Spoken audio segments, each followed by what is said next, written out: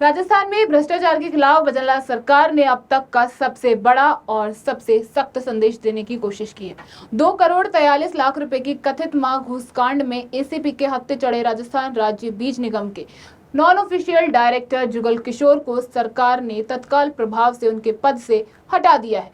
ये कार्रवाई ऐसे समय पर हुई है जब पूरे मामले को लेकर राजनीतिक गलियारों में चर्चा तेज है और विपक्ष लगातार सरकार को घेरने की कोशिश कर रहा है। दरअसल जुगल किशोर को इसी साल 10 फरवरी 2026 को राजस्थान राज्य बीज निगम के निदेशक मंडल में शामिल किया गया था।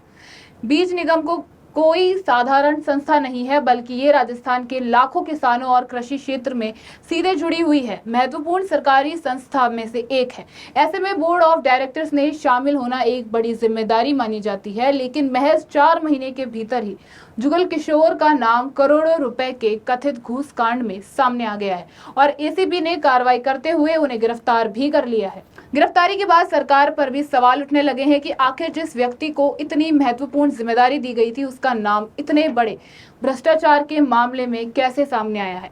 इसी बीच सरकार ने तेजी दिखाते हुए जुगल किशोर को निदेशक मंडल से हटाने का फैसला लिया और साफ संदेश दिया है कि भ्रष्टाचार के मामलों में किसी भी तरह की नरमी नहीं बरती जाएगी। सरकार की ओर से जारी प्रेस नोट में कहा गया कि नगर निगम की खास पारदर्शिता और आम जनता के विश्वास को बनाए रखने के लिए ये निर्णय लिया गया है।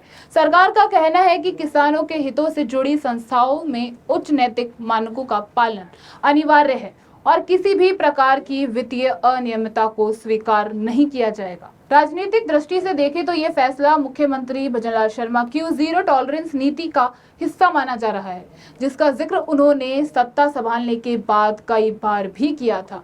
भाजपा इस कार्रवाई को भ्रष्टाचार के खिलाफ मजबूत इच्छा शक्ति का प्रमाण बता रही है, जबकि विपक्ष सवाल उठा रहा है कि जब नियुक्ति हुई तब जांच पड़ताल कितनी गहराई से की गई थी। अब सबसे बड़ा सवाल ये है कि क्या ये कार्रवाई सिर्फ एक व्यक्ति तक सीमित रहेगी या फिर इस पूरे कथित घूस कांड की जांच में और भी बड़े नाम सामने आएंगे। क्या कृषि विभाग और उससे जुड़े अन्य संस्थाओं में भी जांच का दायरा बढ़ेगा। फिलहाल इतना जरूर है कि 2.44 करोड़ रुपए की इस कथित महाघूस कांड ने राजस्थान की राजनीति में भ्रष्टाचार के मुद्दे को फिर से चर्चा के केंद्र में ला दिया है और आने वाले दिनों में इस मामले पर सियासत और भी गर्म हो सकती है।